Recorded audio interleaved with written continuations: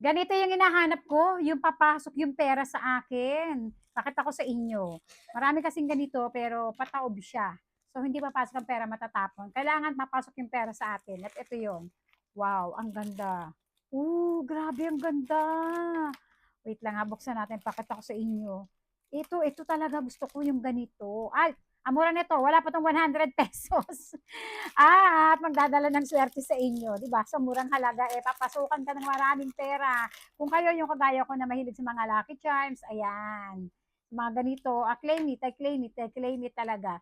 Ayan, ang ganda. Alam niyo kung bakit ko sinabi? Ito yung horseshoe.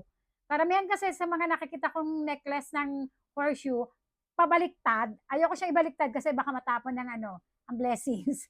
Gusto ko yung ganito, yung pag ganun siya. 'Di ba? Kumbaga papasok talaga yung pera sa kanya. Oh, wala pa 'to 100 peso. Suot natin. Ang ganda ng kanyang pinaka-chain. Matibay siya, oh. Ang ganda.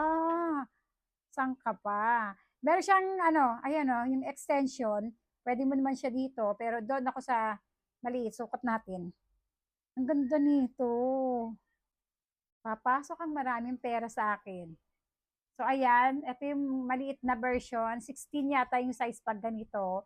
Pag doon sa dulo ng extension, yun nata yung 18. So, ayan, ang ganda, di ba? Napaka-simple niya, ano tawag doon? Yung maliit lang siyang tingnan sa leeg mo. At, uy, maniwala kayo. Papasukan kayo ng pera kapag suot nyo to.